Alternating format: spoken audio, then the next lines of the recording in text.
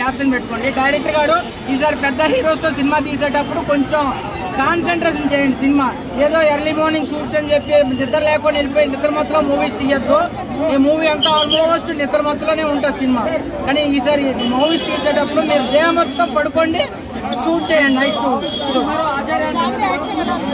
Janhvi excellent అండి. ఆమెకి కొంచెం ఇంటర్వెల్ నిండే ఇచ్చారు, అది కొంచెం తట్టుకోలేను అనమాట. ఒక అమృతాన్ని చూస్తే తాగితే అట్లా ఉంటుంది, జాన్వీని చూస్తే అట్లా ఉంటుంది అన్నమాట. ఆల్రెడీ ఆ సాంగ్ చాలా మంది చూసారు, చాలా మిలియన్స్ వ్యూస్ వచ్చాయి కదండి. సాంగ్ గురించి ఏమడుతుంది, డ్యాన్స్ అయితే ఎక్సలెంట్ చేసింది. శ్రీలీల లాగా మళ్ళీ ఆఫర్లు అయితే కొడతారు జాన్వీ. మరి కొండ మీద మూవీస్ అంటే మరి అట్లనే ఉండాలన్న. ఆచార్య దగ్గరగానే ఉంటుంది. డైలాగ్స్ పెద్దగా ఏం లేవండి. ఎన్టీఆర్ సినిమా అంటే ఎక్కువ డైలాగ్స్ ఉంటాయి, ఇందులో ఎక్కువ ఏం లేదు.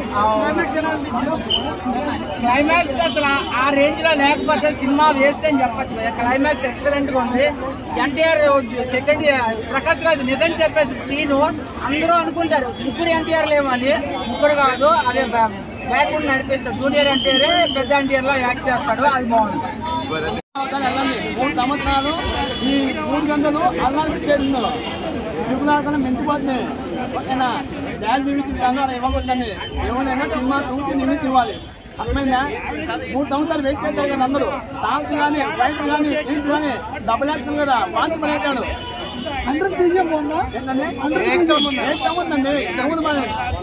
మ్యూజిక్ కానీ బ్యాక్గ్రౌండ్ కానీ అసలు అంటే 3 సార్లు యమనంగానే 3 సార్లు చూశాను, ఇది 3 సార్లు చూస్తాను. ఆయన గురించి చెప్పాలండి. అవునండి, బాగుంది. మేడం ఎందుకు బాగాలేదు, ఎవరో చెప్పారని కాదు, మనం కూడా తిరిగి తీసుకున్నాడు కూడా. మీరు కూడా చూసిన తర్వాత చెప్పాలి. చూసి అడుగుతున్నాను, జాన్వీ కపూర్ ఎంతసేపు ఉన్నారు సినిమాకి అవసరమో కాదా? అవసరమండి. మనకు హీరోయిన్ కానీ హీరో కానీ ఎవరు ఎంత క్యారెక్టర్ ఎంత కావాలో డైరెక్టర్ కానీ అంతా తీసుకుంటారు.